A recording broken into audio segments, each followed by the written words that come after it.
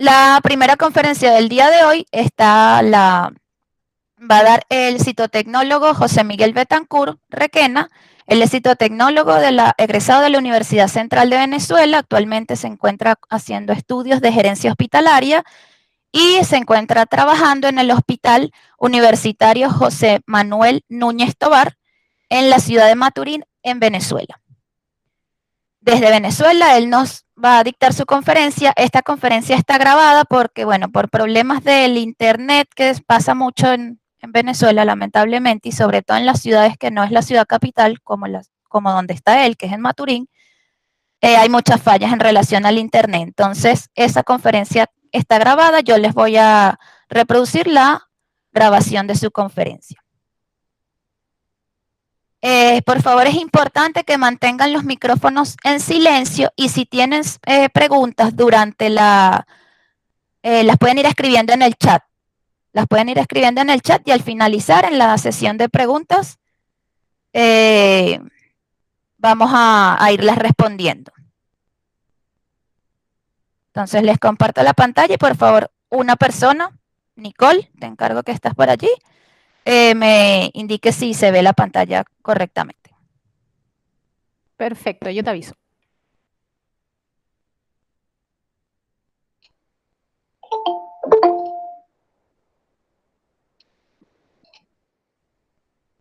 ¿Se ve y se escucha? Sí, sí se ve. Perfecto, entonces vamos a comenzar con esta conferencia. Soy José Miguel Betancourt, citotecnólogo egresado de la Universidad Central de Venezuela. Quiero darle las gracias a la directiva de Citología, Ciencia y Arte por haberme invitado a formar parte de esto. Muchas gracias, de verdad. Mi ponencia para esta jornada lleva por título el citodiagnóstico en pacientes pediátricos conectados a ventilación mecánica, otro alcance de la citotecnología. Esta ponencia va basada en trabajo de investigación que realizamos la citólogo Eismar Barrios y mi persona entre marzo 2015 y marzo 2016 en un grupo de pacientes pediátricos que están hospitalizados en la unidad de cuidados intensivos pediátricos. El objetivo de este trabajo fue determinar el efecto de la ventilación mecánica sobre el epitelio bronquial de los pacientes lactantes y escolares hospitalizados en la unidad de cuidados intensivos pediátricos del Hospital Dr. Miguel Pérez Carreño en la ciudad de Caracas, Venezuela. Con este trabajo nos planteamos responder la siguiente interrogante. ¿Qué efecto tiene la ventilación mecánica sobre el epitelio bronquial de pacientes lactantes a escolares? ¿Qué cambios citomorfológicos produce la ventilación mecánica en el epitelio bronquial de estos pacientes? ¿Y existe o no una displasia que podría desarrollar procesos malignos? Esto haciendo referencia a la entidad diagnóstica clínica en terapia intensiva neonatal llamada displasia broncopulmonar. Los métodos o la metodología que utilizamos. Cabe destacar que este trabajo de investigación no presenta o no tenía para el momento de su desarrollo antecedente alguno en cuanto a el grupo etario que estamos estudiando. Por lo tanto, se trata de una investigación de tipo descriptiva y de campo.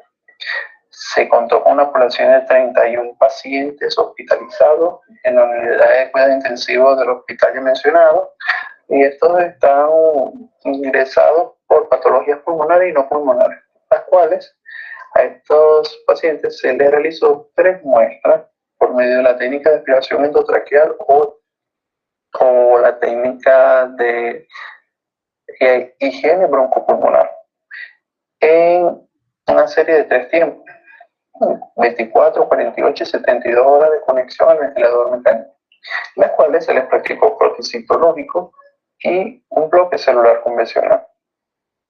¿Cuáles fueron las variables que estudiamos con estas muestras?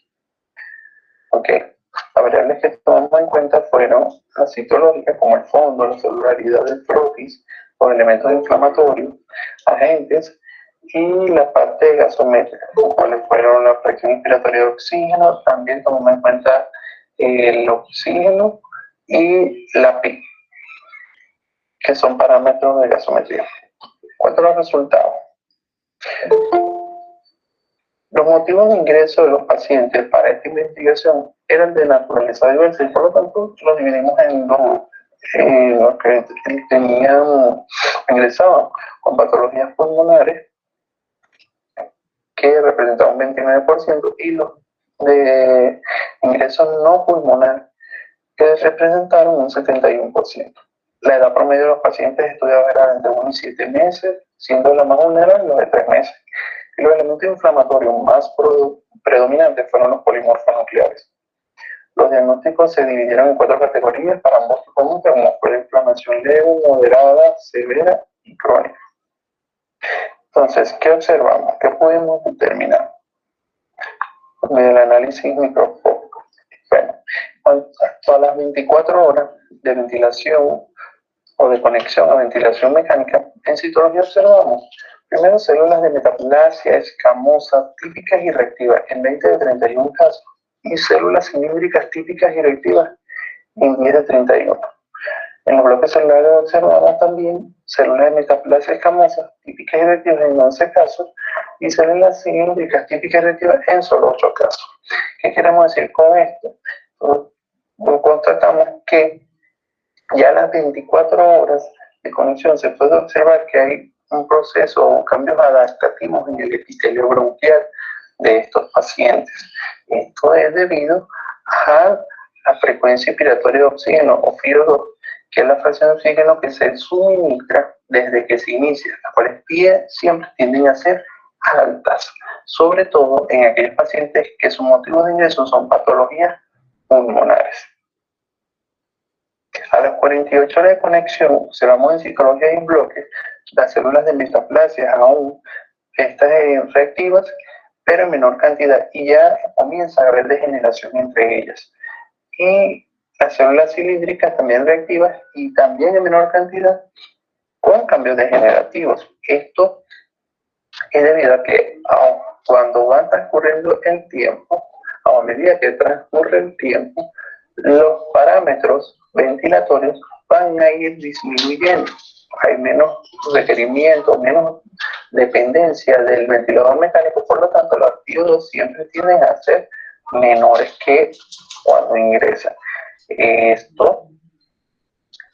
Esto va a permitir que el epitelio tienda hacia la reparación.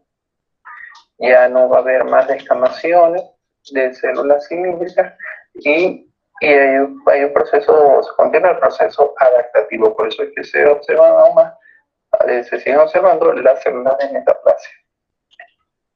Y para las 72 horas de conexión, en citología de bloques observamos que las células cilíndricas estaban en menor cantidad, pero continuaban apareciendo cambios celulares degenerativos. Entonces, en este tiempo podemos ver o hallar la ciliocitoptoria, que la literatura lo define como cambios degenerativos de las células cilíndricas en donde el penacho de cilos se desprende, pero mantienen adosado a la parte apical del citoplasma su barra de anclaje. También se siguen observando células de metaplasia escamosa, pero hubo un aumento en la cantidad de las células de metaplasia escamosa.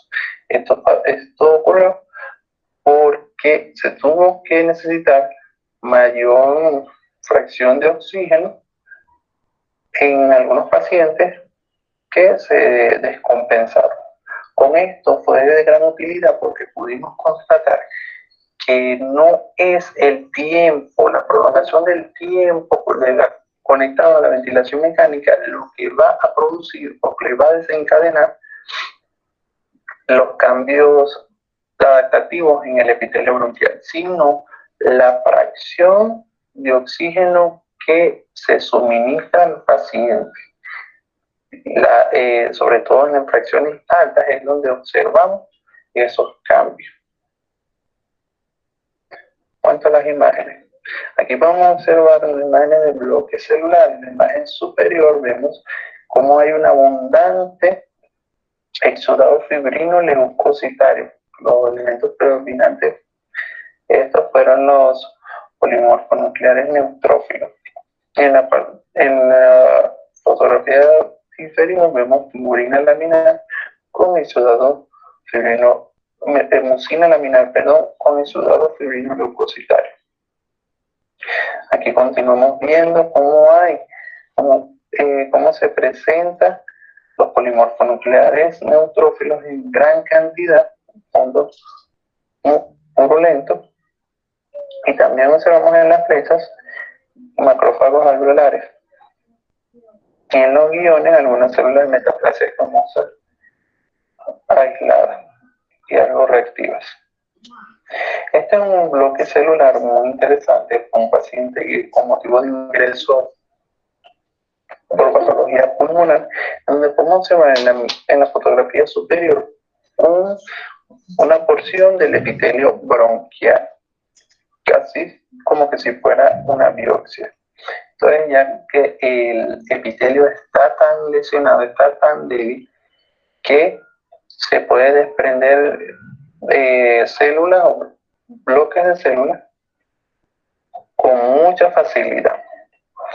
Y en la parte inferior podemos ver en la flecha cómo hay una gran porción, casi como que si estuviéramos viendo una biopsia de pulmón.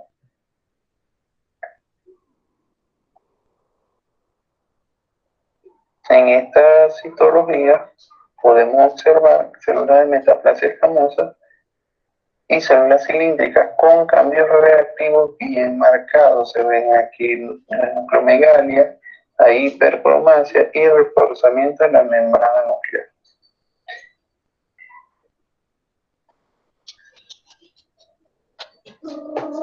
Estas células de metaplasia escamosa muy maduras se puede observar también como hay cierta agrupación en la fotografía inferior. Aquí seguimos viendo células de metaplasia escamosa con características reactivas y algunas típicas con su citoplasma denso y núcleo central en un fondo mucoide.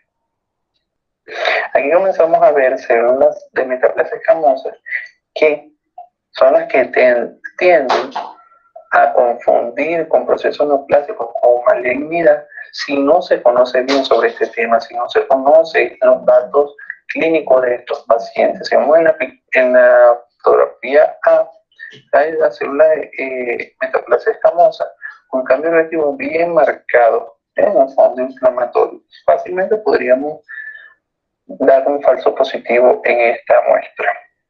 Y en las inferiores vemos células de metaplasia y algunos histiocitos, también macrófagos alveolares y circundantes. En esta vemos un cuerpo alveolar con una formación papilar que también tiende a confundir con malignidad, porque si vemos los cambios reactivos bien marcados, en los cuales se presenta la anisonucleosis, reforzamiento de la membrana nuclear, cromatinas en grumo grueso, irregularidad en la membrana, nucleolos, o sea, todas las características típicas para diagnosticar un proceso neoplásico. Sin embargo, en la parte superior observamos cómo hay un penacho de cilios. Sin embargo, si en esa muestra no estuviera esa célula, fácilmente podríamos decir que esta es una papila. Aquí en la fotografía inferior podemos ver en la parte superior una célula cilíndrica reactiva.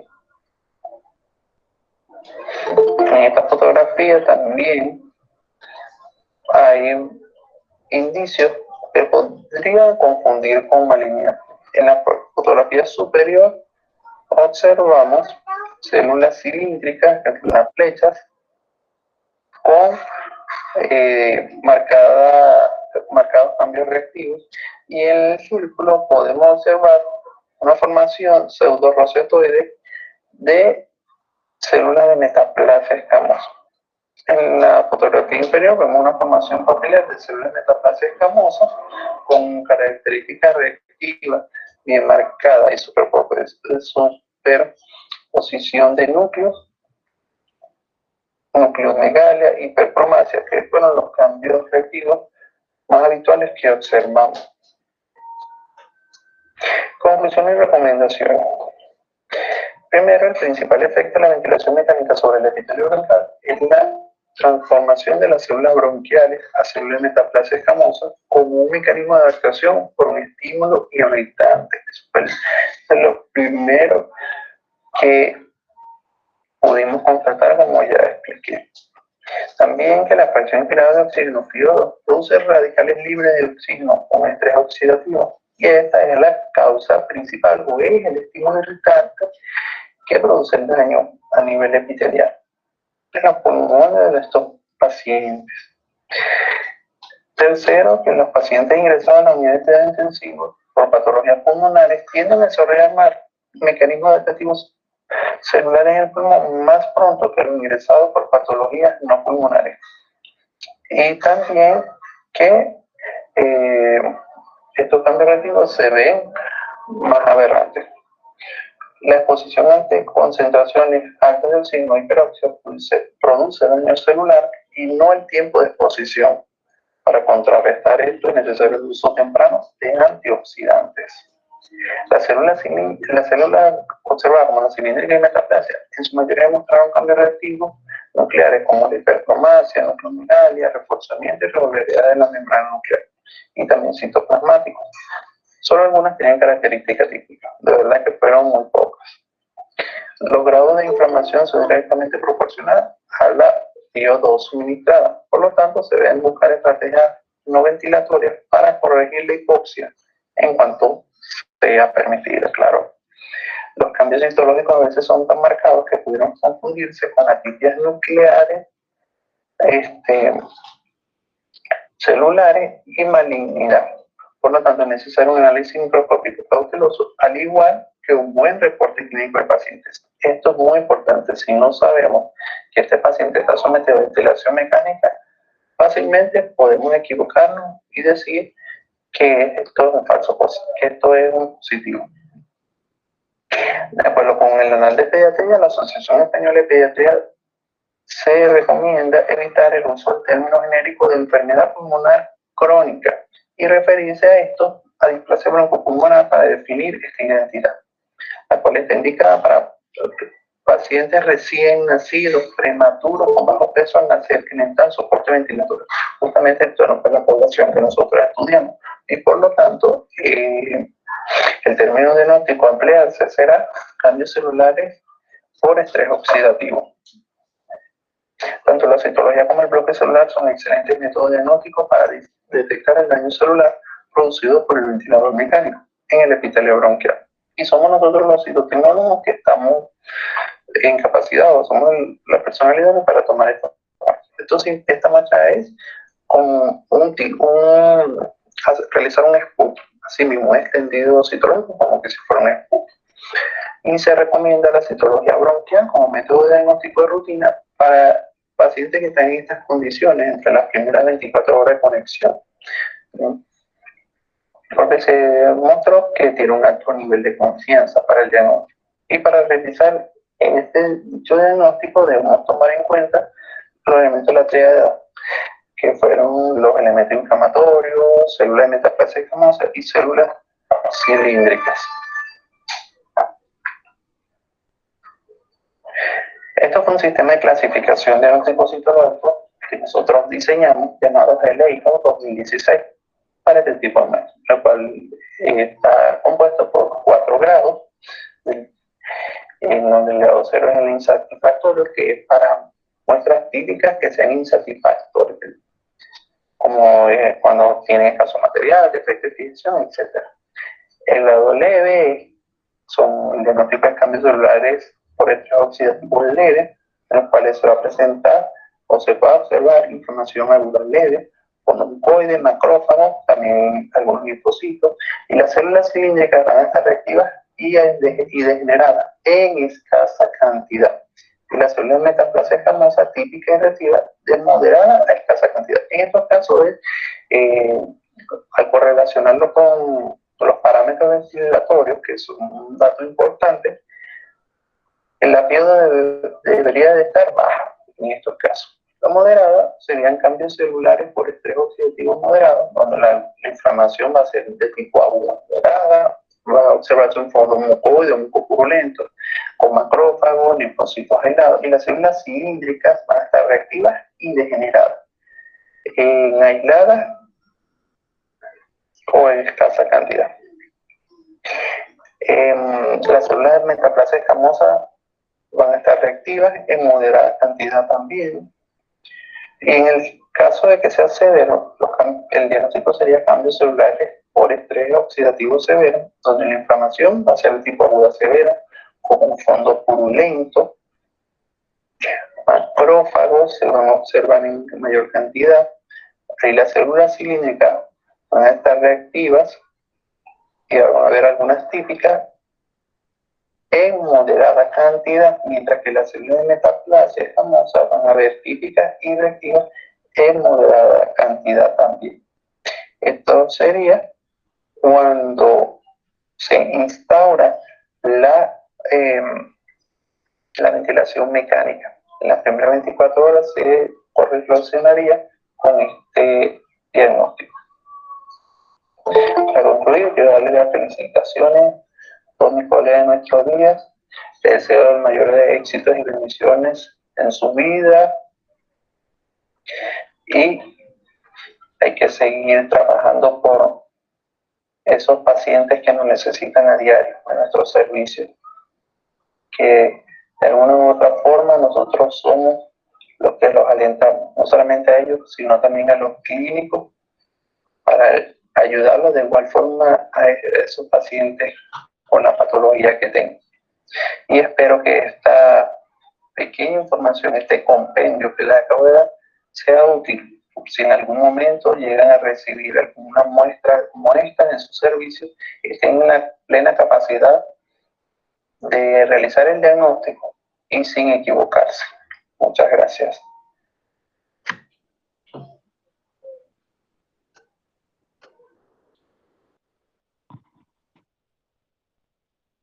Bueno, continuamos con la siguiente conferencia que la va a presentar Nicole Carosi. Ella es tecnólogo médico con especialidad en morfofisiopatología y citodiagnóstico. Trabaja en el Hospital Clínico FUSAT en Rancagua y nos presenta desde aquí de Chile su conferencia titulada Caso clínico, cambios citomorfológicos en el epitelio respiratorio de paciente con coronavirus. Nicole, puedes ir compartiendo tu pantalla.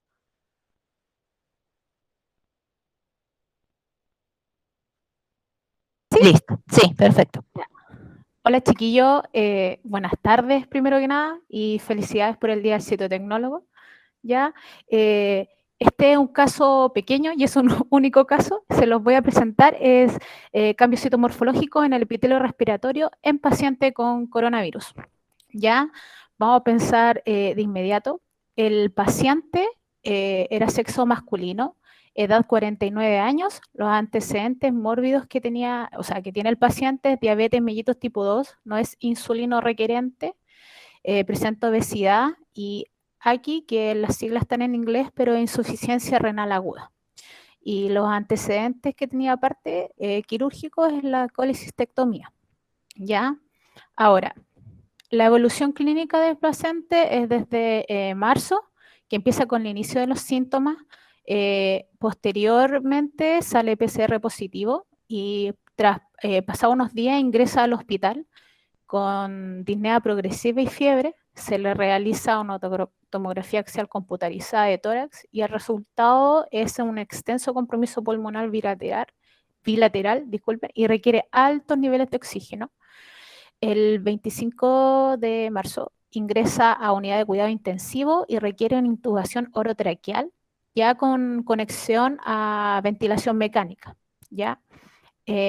Pasados los días se le vuelve a realizar una tomografía axial computarizada donde se evidencia neumonía bilateral con signos de necrosis pulmonar en el lóbulo superior izquierdo. ¿ya? Pasado más días, el 9 del 4, se le realiza la traqueotomía y algunos datos que pude rescatar fue que su frecuencia respiratoria el día 10 de abril estaba en 24 por minuto, lo normal en un adulto es de 12 a 20, y la saturación de oxígeno estaba en 93%, y la fuerza respiratoria, el FiO2, que habló mi colega anteriormente, estaba de 35, iba variable de 35 a 46%.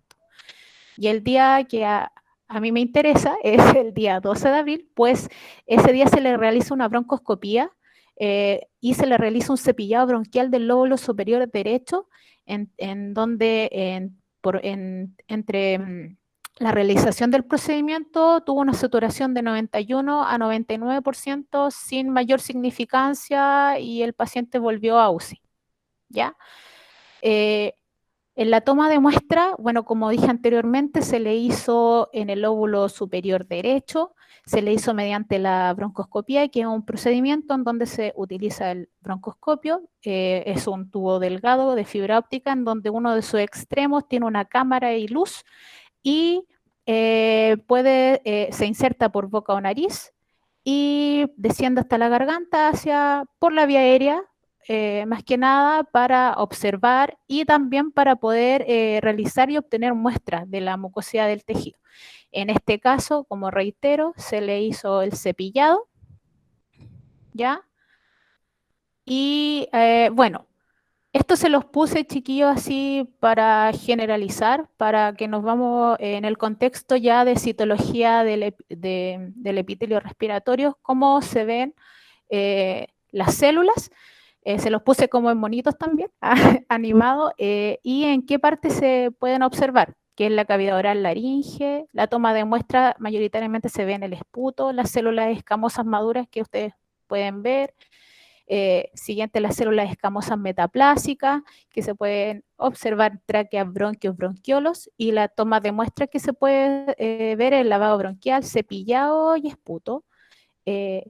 También tenemos las células ciliadas con su respectivo cilio en la zona apical, núcleo ovalado redondo, cromatina uniforme, se pueden ver en la tráquea, bronquios, bronquiolos, se pueden ver en grupos en empalizadas, también sueltas. En las tomas de muestra que se pueden observar es en el esputo, cepillado, lavado y lavado bronquioalveolar. ¿Ya? Tenemos las células de reserva que se ven mayoritariamente en grupo, a veces se les ve pequeños cilios, se les ve, bueno, se les puede observar en bronquios, bronquiolos, y la toma de muestra se pueden observar en el esputo, cepillado, lavado bronquial, lavado bronquioalveolar, ¿ya? También tenemos las células caliciformes que se pueden observar en el esputo, cepillado, lavado bronquioalveolar. En el tracto respiratorio se observan tráqueas, bronquios. Ustedes tienen esta forma de cáliz, por eso se llama células caliciformes o células cilíndricas, ay, se me fue, pero células caliciformes. Y bueno, se ve su citoplasma más pálido debido a al contenido mucinógeno que tienen, ¿ya? También podemos ver las células claras en bronquios, bronquiolos, la toma de muestra que se pueden observar en el cepillado, en el lavado bronquialveolar, lavado bronquial. Los macrófagos alveolares, que se pueden ver en los espacios alveolares, las tomas de muestra que se puede observar en el esputo, lavado bronquialveolar, cepillado, etcétera. Neumocitos tipo 1 y 2 que se ven en los espacios alveolares, ¿ya? Ahí hay una imagen. Y las células inflamatorias que se pueden encontrar en toda la vía aérea, donde podemos encontrar desde linfocitos, eosinófilos, neutrófilos. Y bueno, ahí también está la toma de muestra que se pueden observar en el esputo, lavados bronquialveolares, cepillado, etc. Y ahora, chiquillos, les voy a presentar las imágenes del caso clínico del paciente. Esto les puse una imagen más macro, por así decirlo, en donde ustedes pueden imaginarse que se veía así en todo el extendido, ¿ya? si nos vamos aumentando la imagen a 10 por, podemos observar contenido hemático, material proteínico y, bueno, lo que quería rescatar es este grupo de células cilíndricas ciliadas, ¿ya? En donde podemos ver que están, bueno, al lado derecho, células que no presentan mayor significancia, sino más bien reactivas. Nos muestra signos de benignidad, el sentido que conserven su cilio en la zona apical, se les ve nucleolo prominente, pero si se dan cuenta, todas tienen igual tamaño, ¿ya? Tanto nuclear como celular, ¿ya? Aquí también vemos otro grupo de células que están ya más reactivas, de células cilíndricas ciliadas, ¿ya? Se les ve núcleo prominente, pero siguen manteniendo su tamaño, ¿ya? De forma similar y uniforme. Aquí también, ¿ya? Y bueno, acá nos vamos donde yo tuve hartas dudas, porque chiquillos, yo creo que todos sabemos los que estamos acá, el hecho de tener los antecedentes clínicos del paciente, porque sí me hizo dudar varias veces, ya que era el primer caso que yo recibía, que era un COVID positivo, y bueno, y venía con neumonía por COVID, ¿ya? Si ustedes, en la imagen inferior está 20 por, imagínense encontrar estos grupos en todo el extendido. Son grupos de células de reserva, en donde vemos que se ven nucleolos prominentes, se ve la cromatina muy gruesa, aberrante, se tienden a ir los nucleolos hacia la periferia, al igual que la cromatina, aquí vemos a mayor aumento. Y si ustedes pueden observar, porque quizás la calidad de la imagen no es la mejor, pero hay inclusiones intracitoplasmáticas entre medio. Ustedes pueden ver la cromatina, el núcleo como ennegrecido, por así decirlo, cromatina gruesa. Aquí también podemos ver que incluso se podía presentar, ¿cómo se llama? Nucleolos, dobles nucleolos prominentes, y se iban hacia la periferia, ¿ya? Y aquí también es como característico, en donde si ustedes pueden ver las inclusiones intracitoplasmáticas, este aumento del tamaño nuclear, la cromatina que se ve muy aberrante, compacta hacia la periferia, en algunas células se ve este halo perinuclear, donde el núcleo se ve muy eosinofílico y también se le ve la cromatina muy gruesa, ¿ya? Entonces, bueno, ahí terminaron las imágenes y yo le puse esto como referencia para recordarnos que, bueno, mediante las distintas tomas de muestra, porque yo también le hablé solo del cepillado, pero podemos ver el citomegalovirus, herpes simple, podemos diagnosticar adenovirus, sincicial respiratorio. ¿Y por qué le puse estas imágenes a modo de recordatorio del citomegalovirus? Porque se asemeja mucho las características virales del COVID-19 con respecto, por ejemplo, al citomegalovirus, donde podemos ver este núcleo eosinofílico, este halo perinuclear que se le forma, al igual que en el caso clínico que le estoy presentando, ¿ya? Bueno, ¿qué diagnóstico se le hizo al paciente? ¿Ustedes qué creen? ¿Ah? Fue negativo para células neoplásicas malignas, aspecto reactivo inflamatorio, ¿ya? Y la nota que puso en este caso el doctor fue que el aspecto morfológico con inclusiones nucleares sugerían de presencia viral, ¿ya? Las conclusiones que yo saqué, porque este caso se lo presenté a Elizabeth anteriormente, porque claro, me surgieron muchas dudas, esto es nuevo, todavía hay que hacer mucha investigación, esto es solo un caso clínico, y al inicio del caso yo les mostré que el paciente llegó, o sea, tenía ventilación mecánica, Entonces, pudimos sacar de conclusión en sí que las células, si bien tienen las características de una infección viral, las células se ven aún así más aberrantes debido a la exposición de la ventilación mecánica invasiva que tuvo el paciente. Y me concuerda bastante con el colega que expuso anteriormente, en donde sí la ventilación, la oxigenoterapia, si bien ayuda y es una medida que ayuda a mejorar la oxigenación del paciente, también produce este cambio en el epitelio respiratorio, aún viéndose más aberrante las células. Pero, insisto, creo que es un caso y también a mí me surgiría la duda que qué pasa si, yo digo que la ventilación mecánica, pero ¿qué pasa con un paciente que es COVID y no requiere ventilación mecánica? ¿Será igual aún así las características celulares que tiene? Entonces, creo que es una pregunta abierta en donde nos da a entender que sí podemos hacer investigación en este caso. Espero que les haya gustado, era súper cortito. Y bueno, si tienen alguna duda, cualquier cosa, si quieren ver más imágenes, pucha, yo feliz. Así que eso más que nada, le agradezco la oportunidad de poder hablar. No soy mucho de esto, así que muchas gracias. Y eso. Bueno, continuando con las conferencias, gracias Nicole.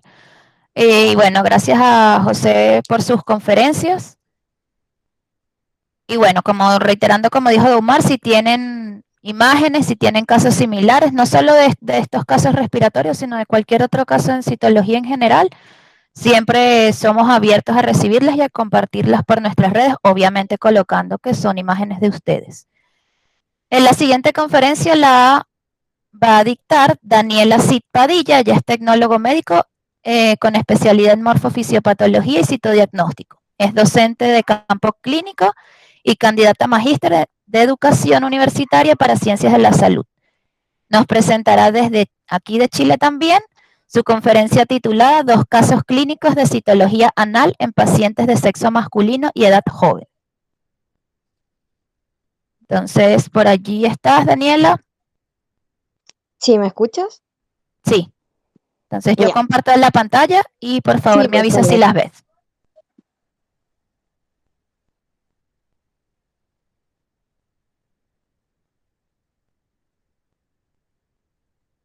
No, aún no veo. Ahora sí.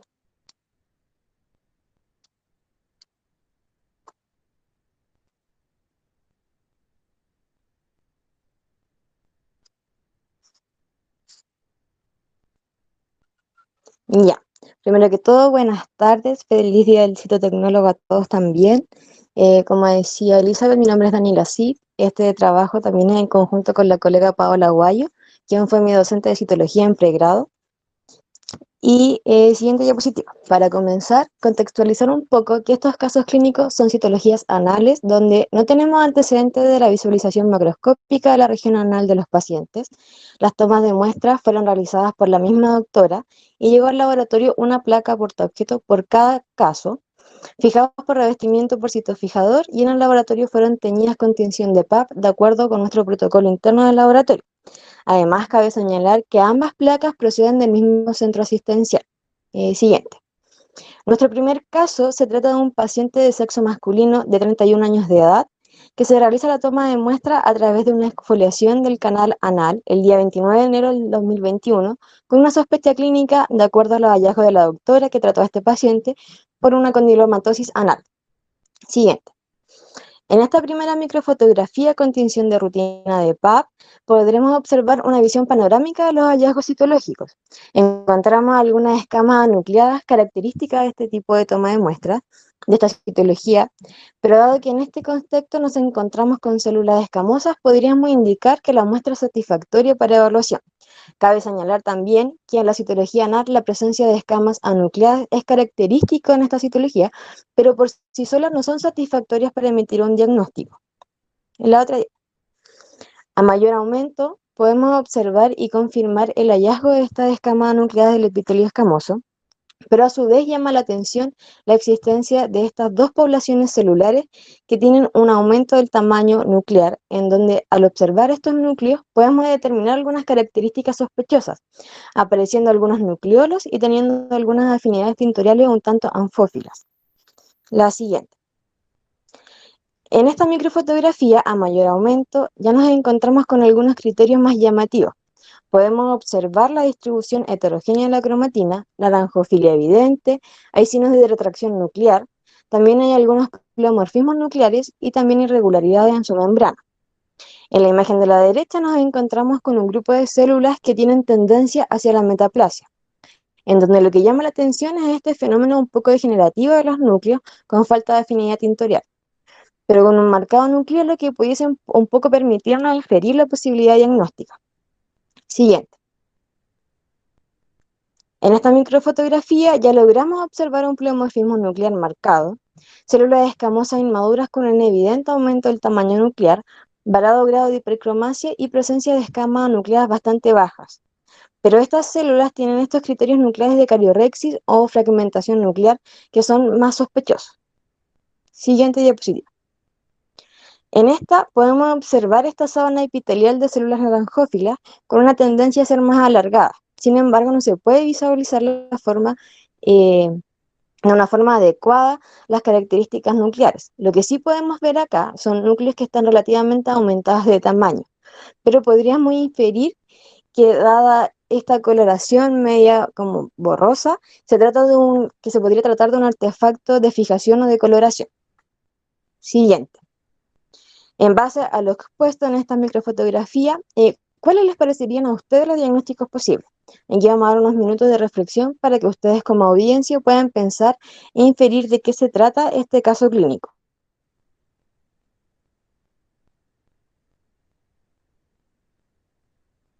Bueno, en la siguiente diapositiva, en base a los hallazgos observados y descritos anteriormente, nuestro laboratorio informó esta citología como una citología anal atípica para células escamosas inmaduras, en donde el aumento del tamaño nuclear, sus niveles de hipercromasia, los niveles de pleomorfismo no fueron suficientes para categorizarlos como una neoplasia intraepitelial anal. Sin embargo, como es atípico, la conducta a seguir para este caso clínico fue solicitar hacer el seguimiento del paciente. Siguiente diapositiva. En el siguiente caso, también se trata de un paciente masculino de 27 años de edad. Se realizó una exfoliación del canal anal también el día 29 de enero del 2021 y la sospecha clínica realizada por la doctora fue condilomatosis anal. Siguiente. En esta primera microfotografía con tinción de rutina de PAP a un aumento medio, tenemos una panorámica del escenario de la citología anal del paciente, en donde observamos abundantes polimorfos nucleares, también podemos observar células escamosas de distintos estratos epiteliales y también encontramos algunas células anucleadas características de la citología anal, como les mencionaba anteriormente. Siguiente. A mayor aumento y en algunos campos aparecen estas células con una afinidad tintorial un tanto anfófilas, con algunas de ellas con binucleación y con aumento evidente del tamaño nuclear. También hay una cierta tendencia a estar acompañados de este espacio perinuclear que ustedes puedan observar. Todo ello también está acompañado de detritus celular. Siguiente. En mayor detalle nos encontramos con estas células que están bastante pleomórficas, que tienen núcleos discretos, en donde llama la atención la imagen de la izquierda, en donde estamos observando una célula que tiene un notorio aumento del tamaño nuclear y tiene ciertos pliegues citoplasmáticos. En la siguiente diapositiva, en otro campo más aislado, aparecen las células que podemos observar acá y que nos llaman bastante la atención. En el lado izquierdo, donde hay un nivel leve de hipercromasia nuclear, con ciertas irregularidades nucleares y algunos polimorfos nucleares superpuestos a nivel de estas células. Y en el lado derecho ya podemos observar células con algunas características de aspecto coilocitario en estas células intermediarias. Siguiente diapositiva. En esta última microfotografía nos muestra la existencia de escamas nucleadas con cierto grado de atipia a nivel central, pero por sobre todo nos permite observar que hay cierto nivel de hemorragia durante la toma de muestra, evidenciado en algunas hematías que están acompañando este conjunto celular, en donde también destaca la existencia de elementos inflamatorios y nos da un poco el contexto característico en el cual se enmarca la citología anal. Siguiente diapositiva. Ahora algunos minutos para que puedan reflexionar en base a lo expuesto sobre cuáles serían los posibles diagnósticos para el caso 2. En la siguiente diapositiva, en base a lo expuesto, en los hallazgos observados también, nuestro laboratorio diagnosticó esta citología como una citología anal positiva para lesión intraepitelial de bajo grado, NIA 1 con infección por HPV. En el sistema de Bethesda también estaría clasificado como un LSI, confirmando la sospecha clínica del médico tratante que era una condilomatosis anal. Siguiente diapositiva.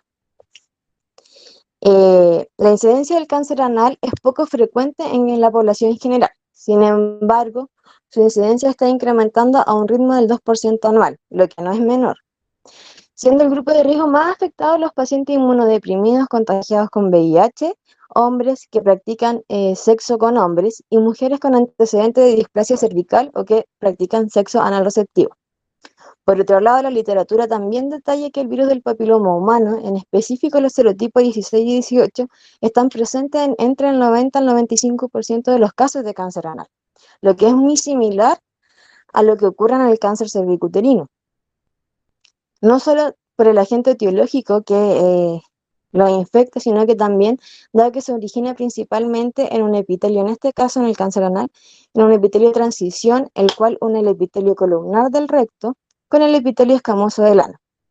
Dado el aumento de la incidencia, que ha sido progresiva a través de los años, sería importante fomentar la educación sexual de la población, no solo de la población en los pacientes, sino también fomentar a los médicos que hagan un seguimiento a sus pacientes para poder mantener controlado los factores de riesgo que también están en común tanto para el cáncer cervicuterino como para el cáncer anal, como serían las múltiples parejas sexuales, el inicio de la actividad sexual a edad temprana, entre otros.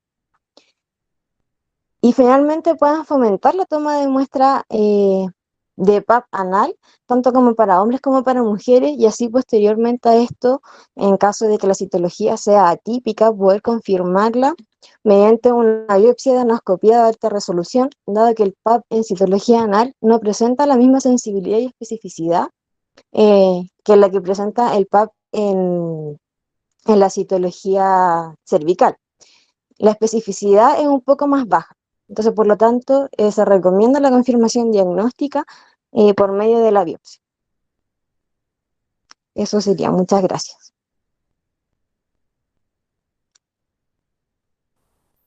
Muchas gracias. Gracias, Daniela. Muy buena tu conferencia. Vamos continuando con el programa. Vamos ahora con la siguiente conferencia que la presenta la licenciada Gabriela Montero Rodríguez. Ella es licenciada en Registros Médicos y Sistemas de Información en Salud, diplomada en Citotecnología en la Universidad de Costa Rica, citotecnóloga en el Centro Nacional de Citotecnología de su país, docente de la UNIBE, fue coordinadora de la carrera de Citología del Colegio Universitario y paramédica, es docente de Tecnosalud en el grupo educativo UNIBE y docente en la Escuela de Tecnologías en Salud. Nos presentará desde Costa Rica su conferencia titulada Aplicación al índice Masud del diagnóstico de citología de mama. Entonces, Gabriela, ¿ya me puedes compartir?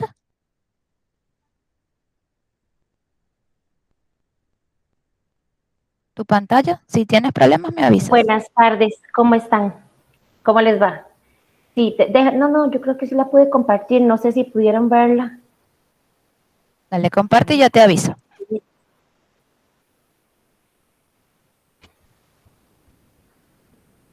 Yo creo que ya la tengo, no sé, ¿la pueden ver? Sí, ahí se está compartiendo. Listo, ponle pantalla completa. Ok, voy. Listo. Listo. Bueno, buenas tardes, mucho gusto. Mi nombre es Gabriela Montero, soy de Costa Rica. Felicidades a todos nosotros que somos citotecnólogos y que ayer celebramos nuestro día. Es sumamente gratificante escuchar el interés tan grande que tenemos en nuestra carrera. Me encanta aprender, aprendo un montón cómo cambian las palabras, ¿verdad? Cómo ustedes utilizan sinónimos tan distintos que nos sirven para enriquecer nuestro léxico a la hora de hablar de citología. En el caso de mi presentación, yo les voy a hablar sobre el índice de Massoud. Massoud era una doctora que se especializaba en citología de mama. Entonces, vamos a hablar sobre el índice de Massoud, que es un índice, es como una fórmula matemática, algo similar, que se utiliza para hacer el diagnóstico de citología de mama. Entonces, en la citología, sobre todo por aspiración con aguja fina, el BAF tiene un papel principal en la evaluación de las lesiones mamarias. Se ha propuesto el índice de puntuación de Massoud, que lo vamos a identificar como MSI, y también el índice de puntuación de Massoud modificado, que lo vamos a reconocer como MMSI, para ayudar a subrupar las lesiones mamarias y ayudar en el manejo posterior. Bueno, el objetivo es evaluar y comparar las lesiones diagnósticas del índice de Massoud con el índice de Massoud modificado, mediante correlación posterior con histología. Este es un estudio que se hizo y tiene materiales y métodos. Entonces, el estudio fue de naturaleza transversal. Se realizó en un entorno de atención terciaria, o sea, en un hospital clase A o un hospital especializado. El estudio incluyó 207 casos que presentaron como un bulto palpable en el seno y que se habían sometido a PAF y posteriormente a biopsia por excisión para histopatología.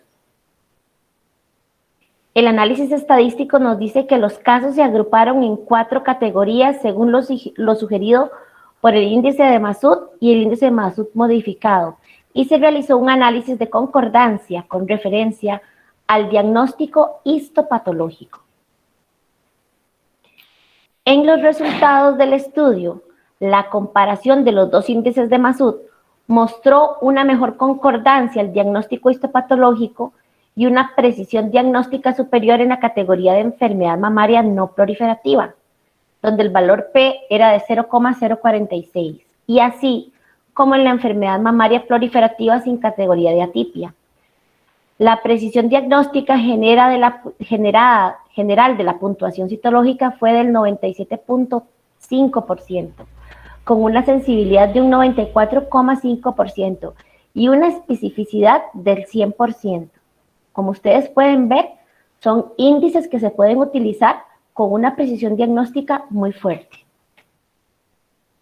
La conclusión: aunque tanto el índice de Massoud como el índice de Massoud modificado se encontraron efectivos en la subcategorización de las lesiones mamarias, se encontró que el índice de Massoud modificado tenía una mejor concordancia en la histopatología. O sea que la correlación clínica fue mucho mayor. La inclusión de los patrones celulares y material del fondo puede ayudar aún más a aumentar la precisión. Aquí les voy a dejar el estudio completo por si quieren echarle un ojito. Y les presento el índice de puntuación de Massoud para la interpretación de agrupación por aguja fina en glándula mamaria. Recordemos que los elementos o componentes celulares e intersticiales de un BAF de mama son células epiteliales, ductales o galactofóricas. También tenemos células apocrinas, células espumosas, núcleos desnudos, o células mioepiteliales y estromales, también células adiposas y fragmentos de tejido adiposo, estroma conectivo y vasos. Como pueden observar, arriba vamos a hacer como una relación de lo que vemos guiándonos por este cuadro. Primero, vamos a ver en general la cantidad, cómo es la disposición celular de la plaquita que estamos viendo. Entonces, si encontramos que es monocapa, le vamos a dar valor de 1. Si encontramos superposición nuclear, le vamos a dar un valor de 2. Si encontramos que hay mucho agrupamiento, el valor va a ser 3. Y cuando hay pérdida de cohesión, el valor va a ser 4. Como ustedes pueden ver, se le da un número mayor a lo que más se acerca a una lesión de alto grado, a carcinoma. Luego encontramos el siguiente, el que seguiría de evaluar sería el pleomorfismo celular. Entonces, si está ausente, no hay pleomorfismo celular, entonces el valor es 1. Si el pleomorfismo celular es leve, le vamos a dar un valor de 2. Si el pleomorfismo es moderado, el valor sería 3. Y si es conspicuo o grave, el valor es 4. Células mioepiteliales. Sabemos que tenemos que ver células mioepiteliales. Entonces, cuando hay muchas células mioepiteliales, sabemos que el diagnóstico se nos acerca a la parte más normal de los diagnósticos de mama. Entonces, si hay muchas células mioepiteliales, el valor va a ser 1. Si la cantidad es moderada, va a ser 2. Si son pocos, va a ser 3. Y si es completamente ausente, el valor es 4. Anisonucleosis. Si encontramos anisonucleosis, que es deformidad del núcleo, si no hay deformidad del núcleo, si está ausente, vamos a ponerle el valor de 1. Si es leve, el valor es 2. Si es moderado, el valor es 3. Y si es conspicuo o muy grave, el valor es 4. Si encontramos nucleoli, si está ausente, el valor es 1. Si encontramos micronúcleos, el valor va a ser 2. Si encontramos micronucleoli y macronucleoli raros, el valor es 3. Y si predominantemente macronúcleos, el valor es 4. En la parte de agrupamiento de cromatina, si no hay agrupamiento de cromatina, está completamente ausente, el valor va a ser 1. Si el agrupamiento va a ser algo extraño o raro, el valor es 2. Si el agrupamiento es ocasional, el valor es 3. Y si el agrupamiento es frecuente, el valor es 4. Cuando ustedes hayan hecho ya su tabla con los valores que corresponden a cada una de las características, van a hacer una sumatoria y van a encontrar que si el resultado les dio de 6 a 10, sería el diagnóstico enfermedad mamaria no proliferativa. Si la sumatoria les dio de 11 a 14, el diagnóstico sería enfermedad mamaria proliferativa sin atipia. Si la sumatoria les dio de 15 a 18, el diagnóstico sería enfermedad mamaria proliferativa con atipia. Y si la sumatoria nos da de 19 a 24, tenemos un carcinoma in situ o un carcinoma. Por supuesto, ustedes saben que todas las características van a depender del ojo clínico y es una versión muy propia de qué consideran ustedes es esa característica. Para mí una sinucleosis puede ser predominante y para otra persona puede ser leve. Entonces tiene que ver mucho con el ojo clínico de cada uno, como es toda la citología. En el índice de Masud modificado es exactamente igual. En lo único que varía es en los puntajes de abajo. Entonces, aquí está el modificado. No sé si se dieron cuenta que lo cambié. Yo creo que no vieron la diferencia porque es casi igual.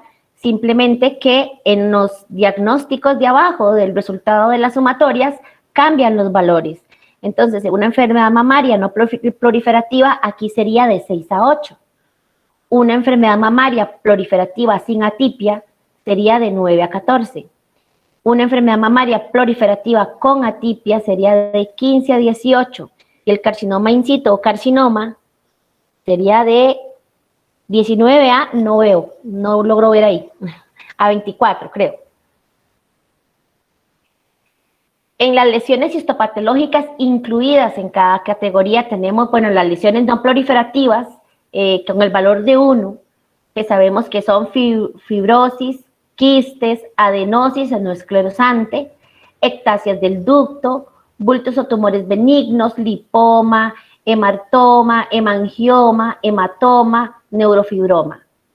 Con un valor de 2 tenemos las lesiones proliferativas sin atipia, que son la hiperplasia ductal habitual sin atipia, lesiones fibroepiteliales proliferativas, fibroadenoma tumor, pilondes benigno o adenosis esclerosante, papiloma múltiple o papilomatosis, cicatriz radial.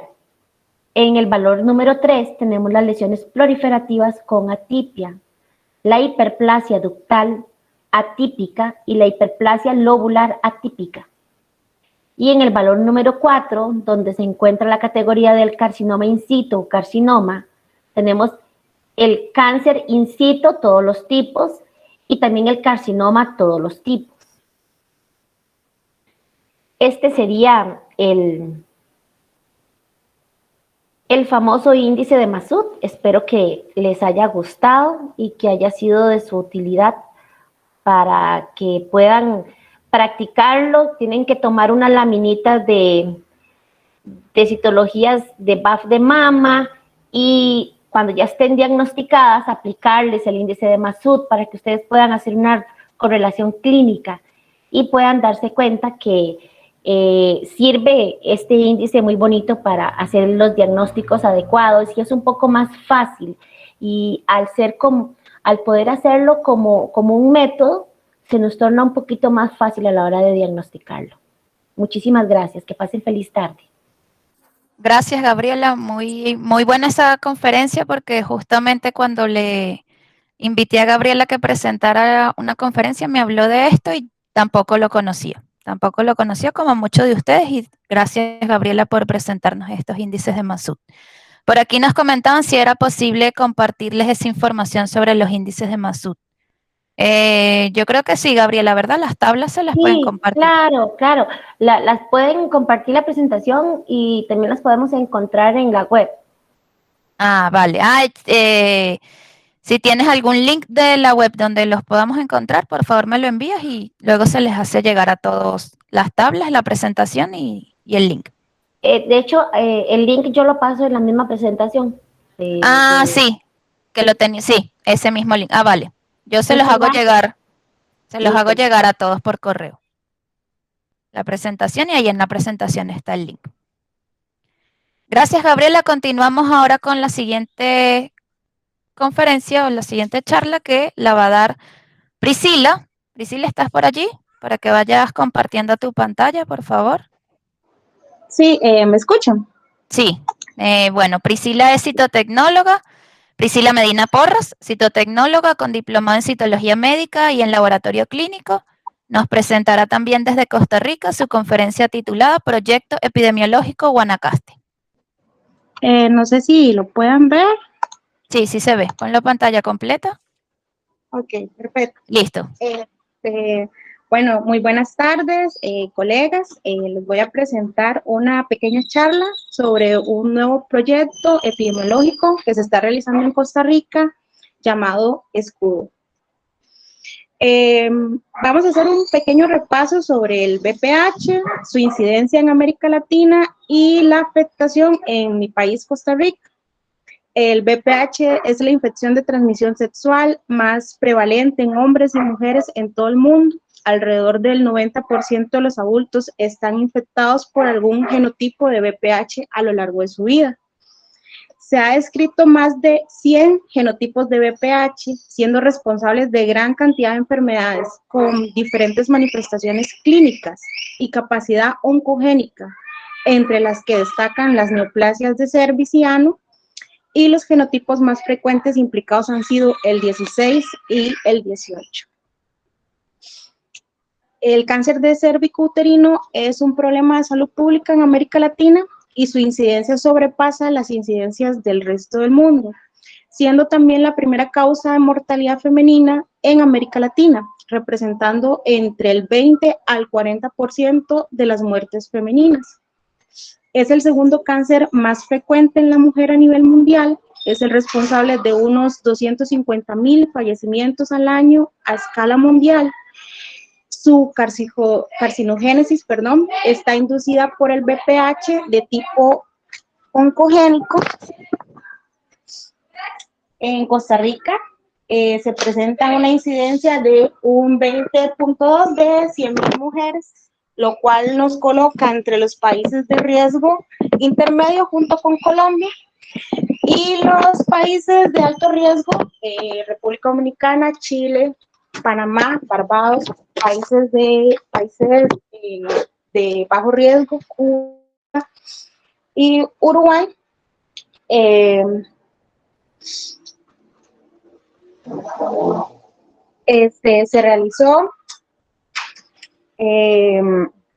Se ha realizado una tecnología, una vacuna contra el VPH como una medida de prevención, aparte de las que ya conocemos, ¿verdad? Como la educación sobre la salud sexual, el uso del preservativo. Se crea la vacuna contra el VPH.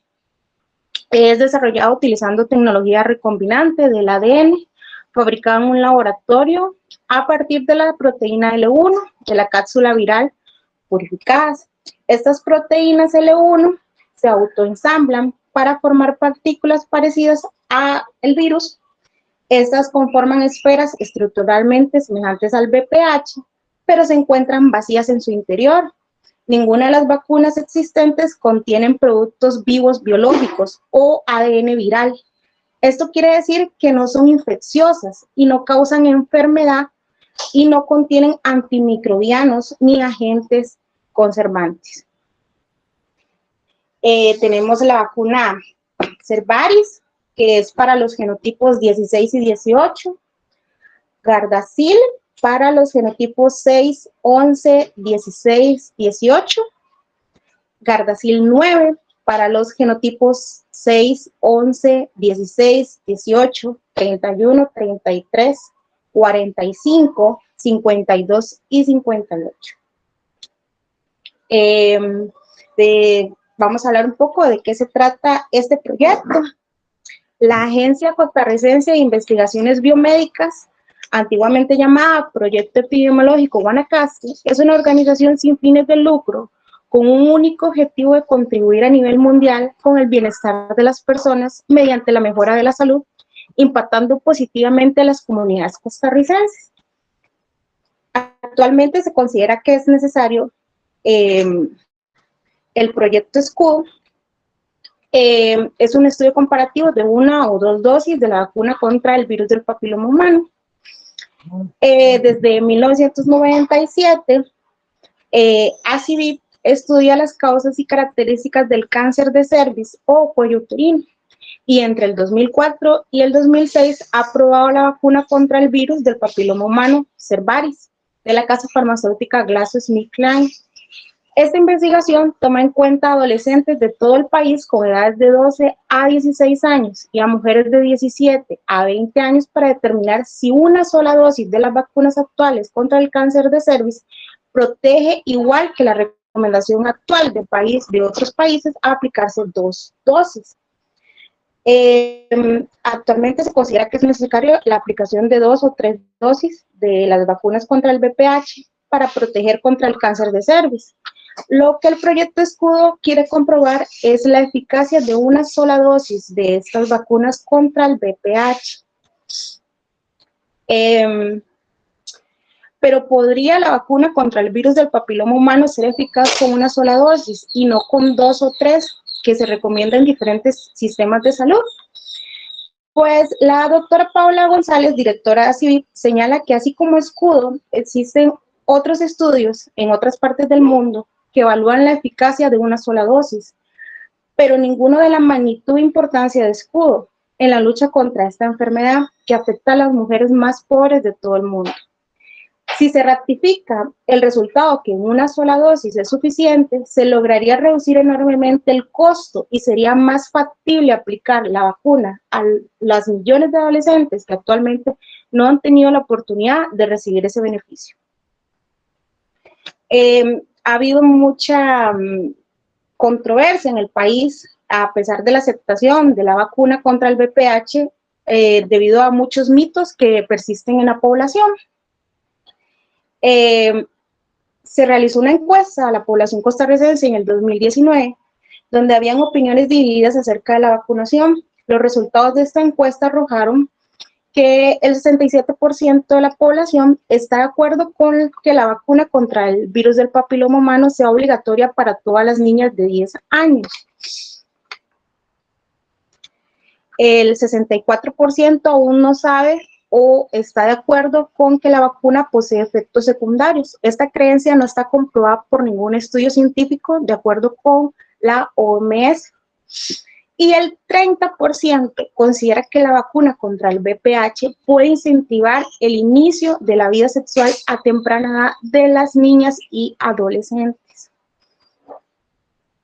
Sin embargo, ante algunas discrepancias sobre la vacuna y el estudio, el 3 de junio del 2019 da inicio a la vacunación contra el virus del papiloma humano en Costa Rica para niñas de 10 años en las escuelas primarias. La vacunación termina en el 2020, donde 20,000 participantes entran en la etapa de seguimiento durante 4 años y seguirán siendo atendidas en las 25 clínicas con las que cuenta ACIVI en 52 cantones del país. Como conclusión de este proyecto, según su directiva, todavía es muy pronto para saber si el ensayo baja la tasa de cáncer de cervix, porque normalmente una infección tarda más de 10 a 15 años en llegar a ser cáncer, pero sí vemos mujeres más conscientes en su salud sexual. Muchas gracias. Muchas gracias, Priscila, por tu presentación. Yo creo que es una presentación perfecta para, bueno, días después del Día del Citotecnólogo, porque nos hace recordar nuestro principal objetivo por el cual surge el citodiagnóstico, es que es precisamente para la detección y el cribado de las lesiones precursoras del cáncer de cuello uterino. Y bueno, sabemos que el VPH, ya bien conocido es que el VPH tiene un papel protagónico en el desarrollo de esta patología maligna. Entonces es buenísimo que nos hables de la experiencia que ha habido en Costa Rica. Esto nos sirve, yo creo, a todos para extrapolar esas situaciones a nuestros países y ser conscientes de las vacunaciones, porque bueno, en algunos países la vacunación contra el VPH es inexistente, no hay programas de vacunación contra este virus, y muy importante, ya Priscila nos habló, y bueno, ya en nuestros estudios sabemos que esto es así. Incluso en algunos países donde no hay cribado, no existe la citología, como por ejemplo, yo les doy el ejemplo, en África subsahariana, ahí el cáncer de cuello uterino todavía, a pesar de que estamos en pleno 2021, es una de las principales muertes por cáncer en mujeres. Entonces, aquí radica la importancia del trabajo en el citodiagnóstico y nuestra importancia para la salud. Entonces, si tienen alguna pregunta, por favor, vayan. Con eso culminamos la charla de Priscila. Vamos a nuestra última presentación del día de hoy, que nos va entonces a brindar Elizabeth Yolanda García Jaime, que es licenciada en bioanálisis y citotecnólogo egresada de la UCB para ambas carreras. Elizabeth tiene estudios en componente docente, también fue docente universitaria en la carrera de citotecnología en la Universidad Central de Venezuela durante 9 años. Está certificada en el año 2018 por la Sociedad Latinoamericana de Citología. Es la creadora y directora del grupo Citología, Ciencia y Arte. En la actualidad está residenciada en Chile y a continuación nos va a presentar la conferencia titulada Naegleria focleri, un parásito mortal, identificación en citología de líquido cefalorraquídeo. Adelante, Elizabeth. Gracias, Domar. Quería agregar algo en relación al tema anterior, que de hecho por aquí preguntaban y era sobre eso que quería hablar, que dicen sobre la incidencia de cáncer en pacientes muy jóvenes, de menores de 20 años. Siempre pensamos en el inicio temprano de las relaciones sexuales como algo que la niña o la adolescente consensuó, pero tenemos que tomar en cuenta que también puede ser como lo que mencionaban aquí, si la mujer fue violada, si esa paciente o si esa niña viene siendo abusada desde que era muy, muy pequeña, pues obviamente, y si ese abusador tenía BPH, pues obviamente esta es una paciente que va a desarrollar mucho más temprano una lesión. Entonces creo que también ahí hay un factor que nosotros como laboratorio quizás no vamos a tener esos datos de si la paciente es abusada o no, porque obviamente no todas las mujeres hablan sobre eso, pero es algo que tenemos que considerar, que hasta qué punto es que realmente hay un inicio temprano de las relaciones y hasta qué punto es que hay un abuso sexual de estas niñas. Entonces también es tomar en cuenta ese hecho que ocurre bastante y no todas las personas lo dicen porque obviamente es algo complejo y difícil de decir que se fue abusado durante la niñez o en cualquier etapa de nuestras vidas. Entonces es algo que también tenemos que pensar nosotros como profesionales de la salud. Ahora sí, para ir con la última conferencia, les comparto la pantalla ahí.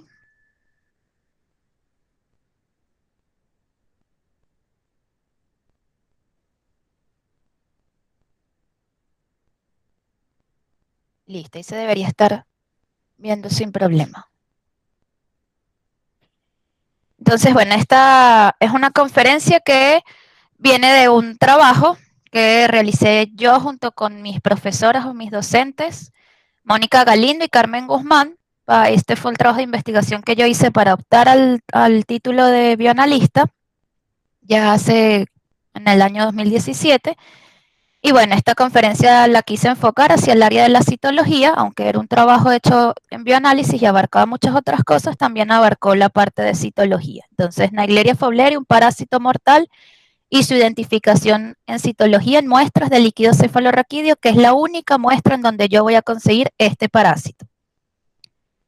Entonces, para entrar en el tema, debemos hablar de quién es Naegleria fowleri. Naegleria fowleri es un protozoario ubicuo, es una amiba de vida libre, es de distribución mundial, son termofílicos ya que pueden soportar altas temperaturas y crecen hasta en temperaturas de 46 grados centígrados, y de hecho esa es una de las características que tomamos en cuenta en el laboratorio de parasitología para hacer la identificación de este parásito, el crecimiento a temperaturas superiores a 40 grados centígrados. Este parásito ha sido aislado en el suelo, en aguas domésticas, en aguas dulces, naturales, piscinas, aguas residuales, fosas nasales de individuos sanos. Entonces es muy probable que muchos de nosotros ya hayamos estado en contacto con este parásito. Gracias a Dios no es un parásito que invada con frecuencia y que vaya a llegar a nuestro sistema nervioso, pero sí es un parásito que podemos encontrar en muchos lugares, incluso en lugares de recreación como las aguas termales. Se han incluso reportado casos en países donde practican las creencias del musulmán.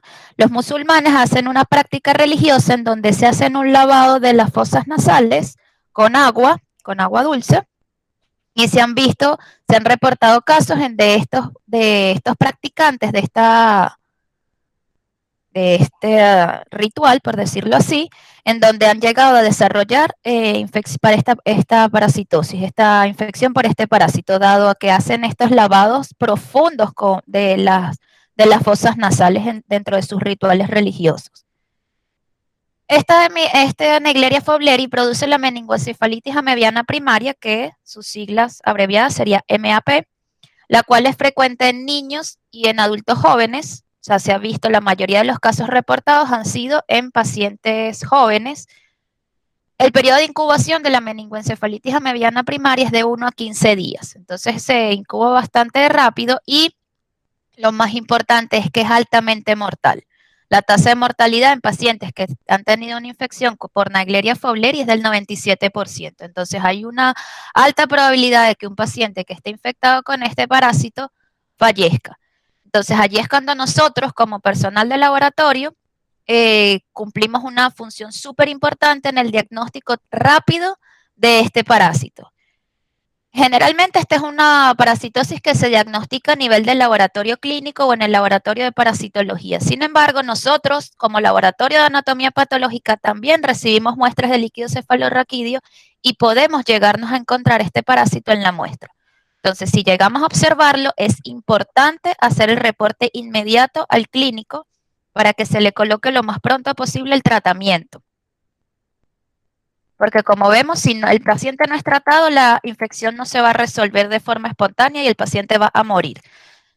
De hecho, los pacientes que son tratados, de los múltiples casos que han existido a nivel mundial de pacientes con Naegleria fowleri, que se les haya hecho diagnóstico temprano y hayan sido tratados han sido muy pocos, y de los que han sido tratados solo han sobrevivido a nivel mundial. Hasta las estadísticas que tuve el año pasado, habían sobrevivido unas 3 personas de los que habían sido diagnosticados, porque generalmente el diagnóstico se hace post-mortem, porque siempre cuando se tienen meningitis o procesos en sistema inflamatorio, siempre se suelen pensar en meningitis bacterianas o en cualquier otra patología, y se deja de lado los parásitos. Siempre los parásitos quedan como en el olvido.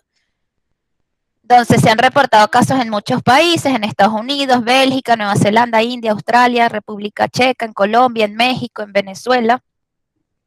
La meningoencefalitis amebiana primaria sucede generalmente en personas que han realizado actividades acuáticas. Entonces allí es cuando cobra importancia la epidemiología, la historia del paciente, no solo los signos y síntomas del paciente, sino qué hizo ese paciente días previos a presentar toda esta sintomatología. Eso es sumamente importante. Obviamente eso ya es de manejo del clínico, pero importante igual destacar esto, y nosotros como laboratorio también, si dentro del reporte nos llega esa información, pensar, bueno, si es un paciente que me están indicando que estuvo quizás en una piscina o en unas aguas termales o bañándose en algún río, plantearme el hallazgo de este microorganismo. Altas temperaturas potencian el crecimiento de Naegleria fowleri, por lo tanto en países como Chile, en donde se ven las 4 estaciones, este parásito va a crecer y va a existir una mayor probabilidad de adquirir estas infecciones durante el verano, porque las altas temperaturas potencian el crecimiento del parásito y por lo tanto van a estar la población del parásito se va a ver aumentada durante estas fases o periodos del año. La cloración del agua no elimina los parásitos. Entonces esto es sumamente importante porque no elimina el parásito, pero sí va a eliminar las bacterias que están allí.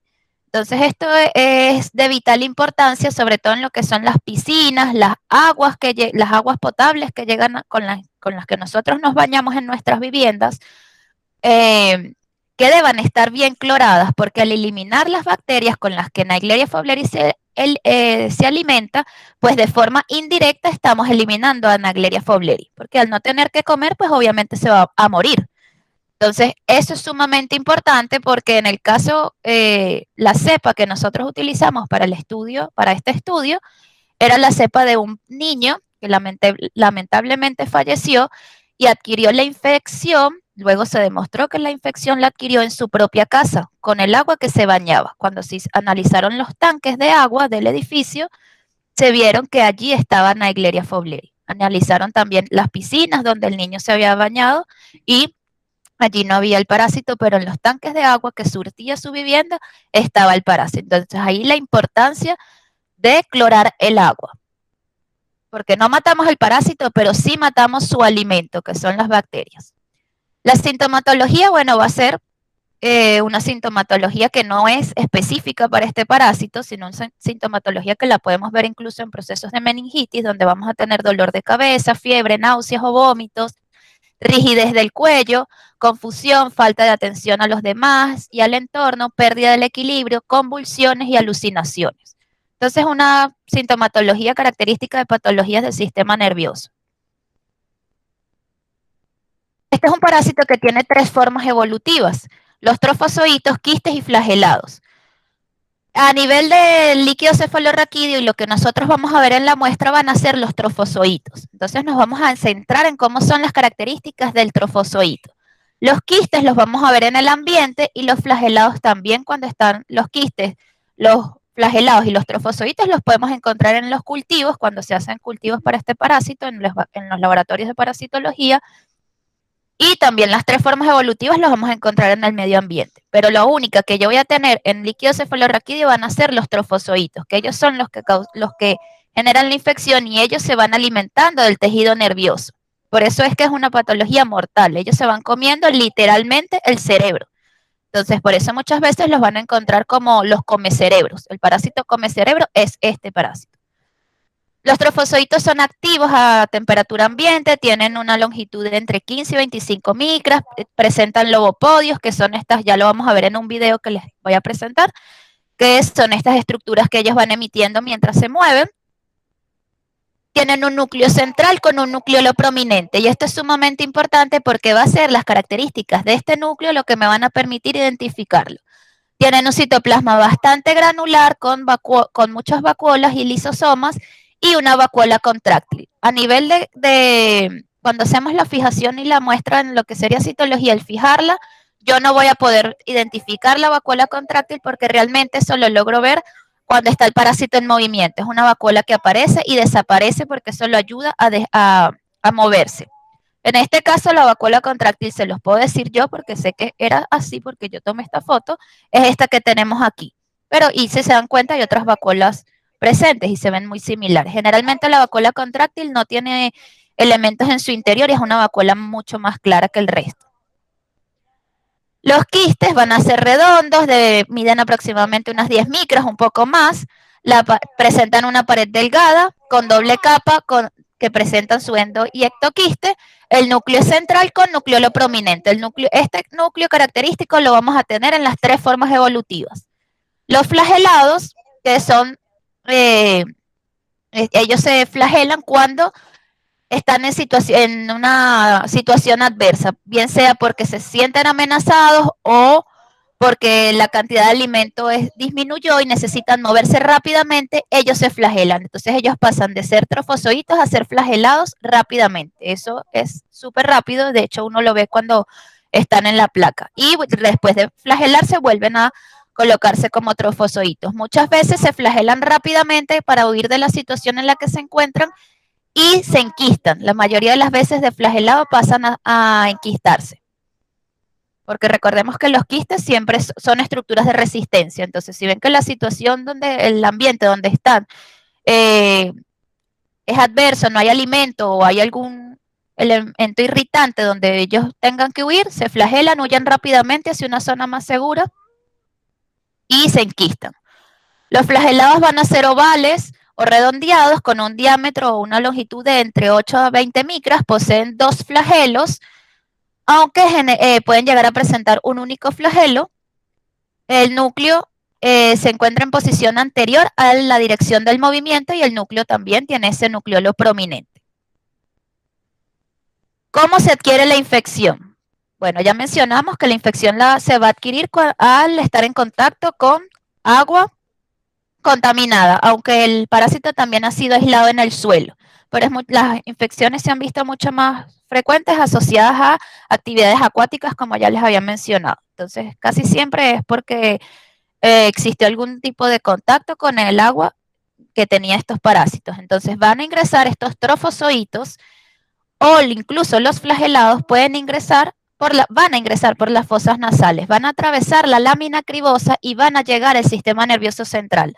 Allí el sistema nervioso central no está descrito con exactitud cómo es el mecanismo de acción de este parásito para destruir el cerebro, pero lo que sí se sabe es que ellos van destruyendo el cerebro y se van alimentando de él. Y por eso es que vamos viendo todas estas manifestaciones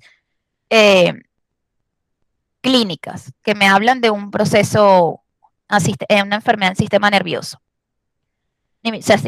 central. Como vemos, los quistes solo los vamos a encontrar en el medio ambiente. Entonces, en las muestras vamos a encontrar los trofozoitos.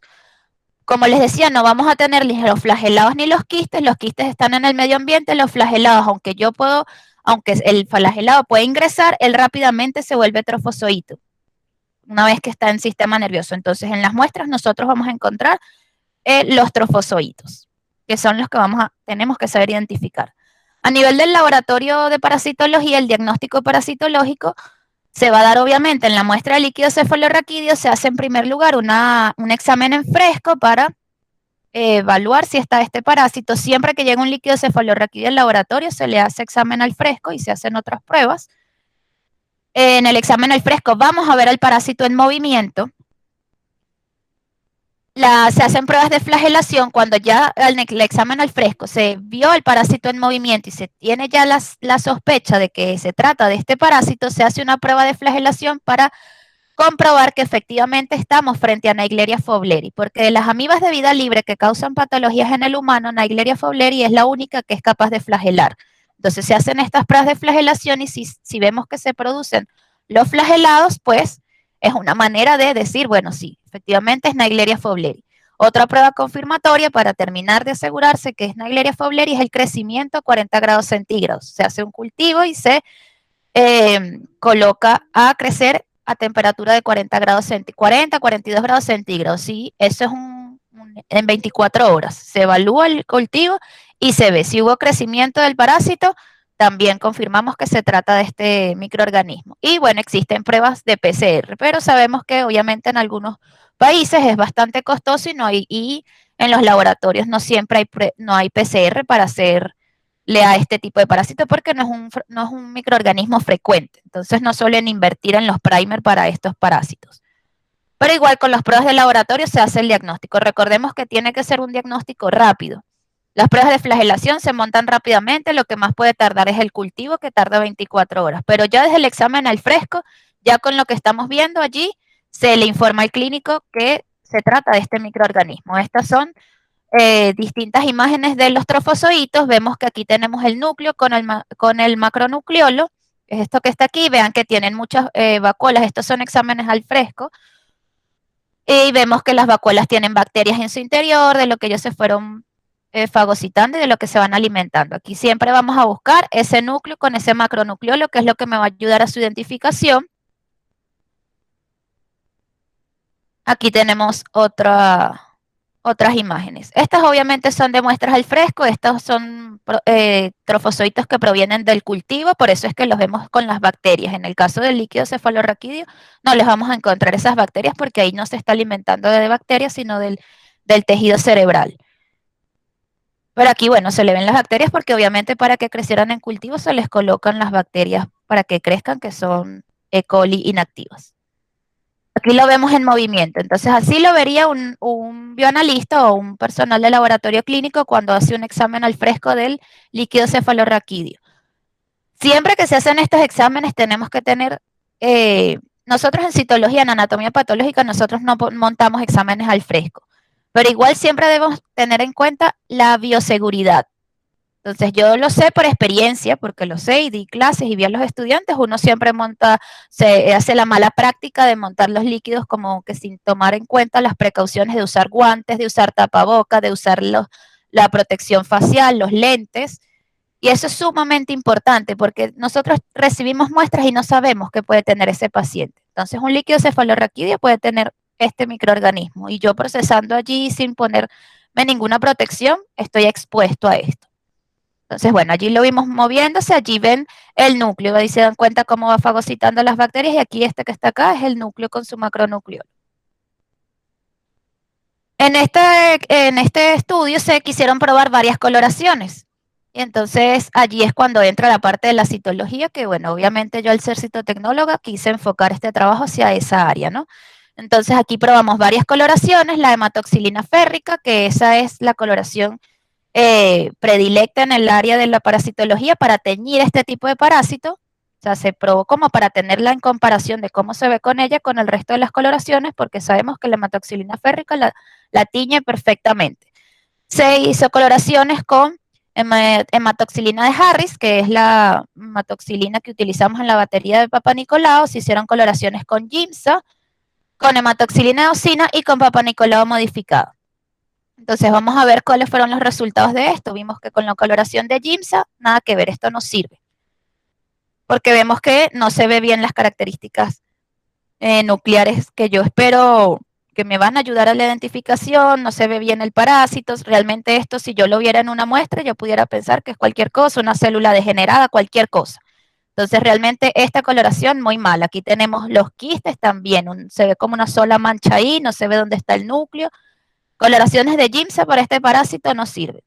Coloración de hematoxilina de Harris también se probó, se ve que aquí sí logramos ver un poco mejor el núcleo, el macronucleolo, un poco mejor el parásito, su citoplasma, sus vacuolas interiores, incluso se ve el ectoplasma y el endoplasma del trofozoito, y en los quistes también fue bastante bueno. Pero sin embargo, vamos a ver que hay mejores. La hematoxilina eosina también me tiñe el parásito, un poco pálido, pero bueno, ahí logramos todavía ver el núcleo con su macronucleolo, el citoplasma del parásito con sus vacuolas. Luego llegamos al Papa Nicolau y vemos que esto definitivamente nos brinda muy, muy buenos resultados, ¿verdad? Aquí vemos con mucho más detalle las características citoplasmáticas y nucleares del parásito. Entonces vemos allí su núcleo bien definido, su macronucleolo, vemos el ectoplasma, el endoplasma, vemos todas las vacuolas en su interior. Sin duda aquí ya podemos decir, bueno, esto no es una mancha, esto no es cualquier cosa, aquí efectivamente estamos frente a un microorganismo. También se tiñeron, obviamente, como eran muestras de cultivo, se tiñen los flagelados y los quistes, pero nos enfocamos en los trofozoitos, que son los que nos vamos a encontrar en la muestra de líquido cefalorraquídeo. Entonces, la tinción de Papa Nicolau, que es la que usamos generalmente en el laboratorio de citología, nos sirve perfectamente para ver este parásito. Entonces, si llegáramos a tener un caso con este microorganismo, lo vamos a poder identificar. No va a existir la excusa es que con la coloración no lo pude ver. Entonces, si va a estar, si está, y cuando se hace el procesamiento que quedó en el extendido, pues lo voy a ver. La tinción me lo va a permitir.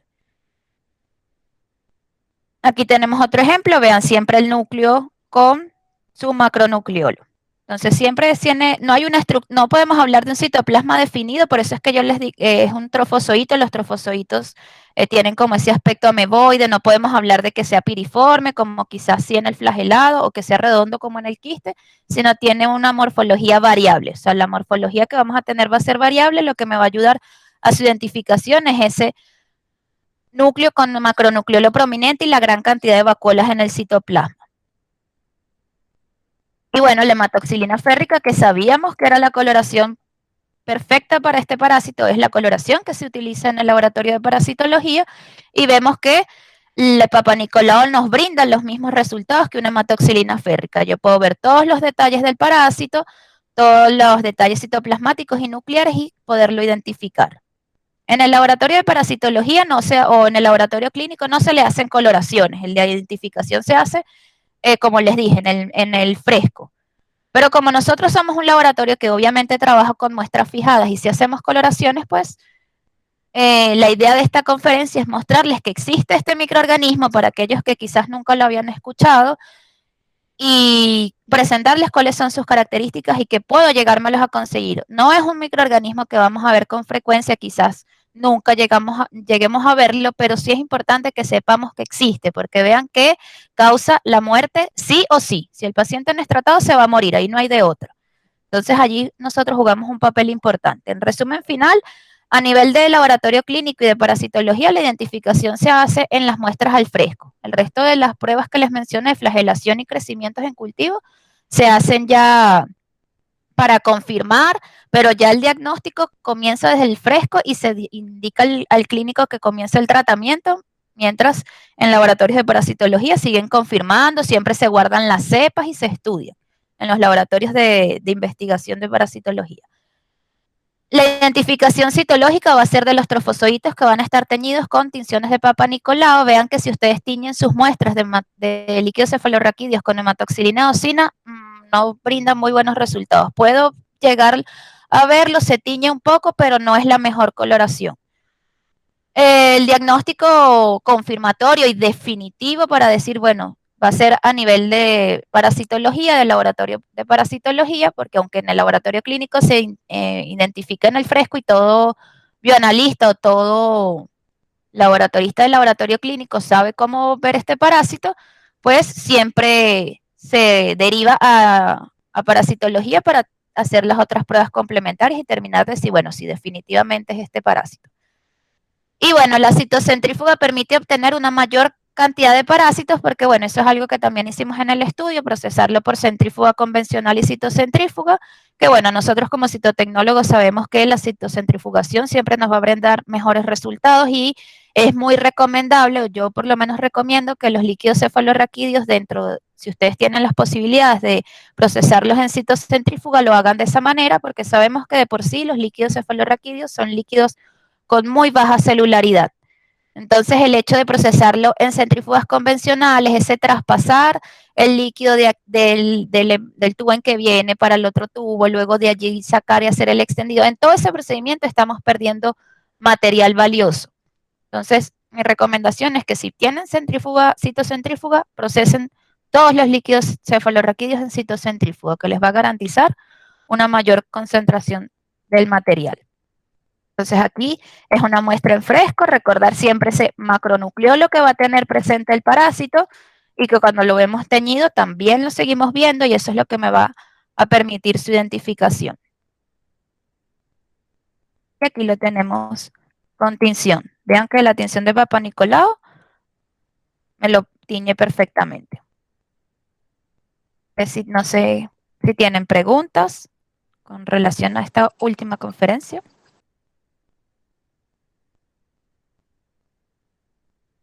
Creo que sí, eso nos hace, ya no hay más. Bueno, gracias a todos los conferencistas por apoyarnos en hacer este ciclo de charlas, por haber participado y brindarnos sus conocimientos. Gracias a todos los participantes que ingresaron y se quedaron hasta el final. Y bueno, y a los que no, pues bueno, me imagino que tienen cosas que hacer y igual todo esto va a quedar en el canal de YouTube y así lo puedan volver a revisar las veces que ustedes gusten. Si es que no pudieron verlas todas desde el comienzo, allí las van a tener disponibles.